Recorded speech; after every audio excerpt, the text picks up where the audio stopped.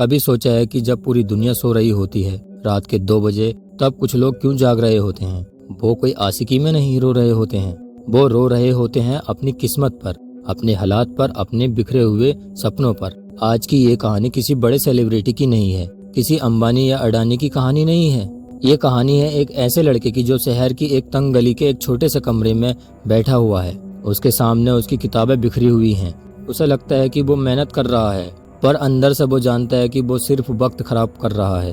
घर वालों की उम्मीदें उसके कंधों पर इतनी भारी हो चुकी हैं कि अब उसे सांस लेने में भी डर लगने लगा है। अगर आप भी आज इसी मोड़ पर खड़े हैं तो अगले चंद मिनट अपनी जिंदगी के मुझे दे दो, यानी इस वीडियो को पूरा देखो, क्योंकि आज ज्ञान नहीं, आज आईना दिखाने वाला हूँ इस वीडियो में।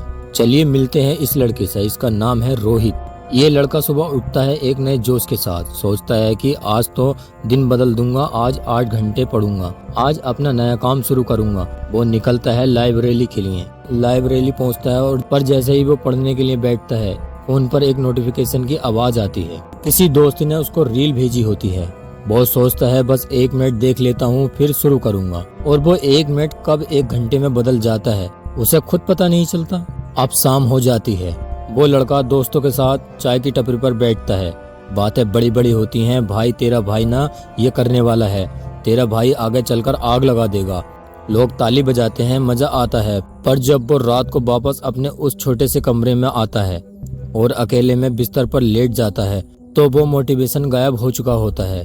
वहाँ आती है एक गहरी खामोशी, और उस खामोशी में से एक आवाज आती है, तू खुद से झूठ बोल रहा है, तू अपने आप से झूठ बोलता आ रहा है, तू अपने आप से झूठ बोलता ही रहेगा। जिंदगी का सबसे बड़ा दर्द पता है क्या है? किसी दुश्मन का दिया हुआ दर्द या जख्म नहीं होता है।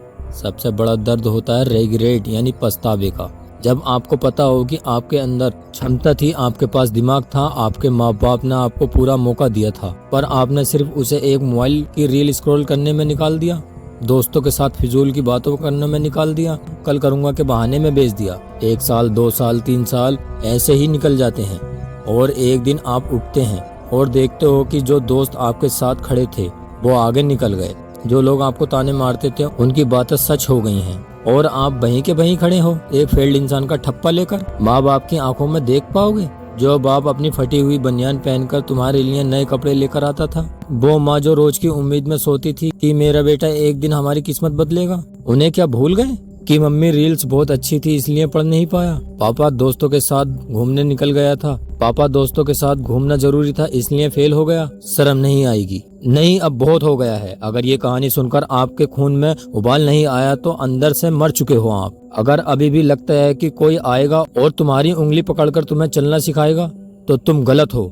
कोई नहीं आने वाला। जो तुम्हारे दोस्त थे तुमसे आगे निकल चुके हैं, वो तुम्हें पूछने वाले भी नहीं हैं। तुम लोग रोज यूट्यूब पर आते हो, बेस्ट मोटिवेशनल वीडियो सर्च करते हो, 5 मिनट का जोश लेते हो और फिर सो जाते हो। सुनो कान खोलकर, मोटिवेशन से घर नहीं चलता, डिसिप्लिन से चलता है। मोटिवेशन तुम्हें सिर्फ शुरुआत दे सकता है, पर जब रास्ता लंबा हो, रातें काली हो और बदन टूट रहा हो, तब सिर्फ डिसिप्लिन ही है जो तुम्हें बिस्तर से उठकर काम करने पर लगाता है। डिसिप्लिन क्या है? जब मन ना हो तब भी काम करना, जब नींद आ रही हो तब भी किताबें खोलकर बैठना, जब पूरी दुनिया बोल रही हो कि छोड़ दे तेरे बस की नहीं है, तब अपने अंदर की आवाज को सुनना और बोलना, shut up, I am not done yet. अगली बार जब तुम्हारा हाथ फोन की तरफ बढ़े तो अपने माँ बाप के चेहरे याद कर लेना। अगली बार जब तुम्हें आलस याद आए तो ये याद रखना कि कोई और है जो इस वक्त रात के 3 बजे बैठकर पढ़ रहा है। जब वो तुम्हें एग्जाम या जिंदगी में मिलेगा तो वो तुम्हें कुचलकर आगे निकल जाएगा। जिंदगी की रेस है मेरे भाई,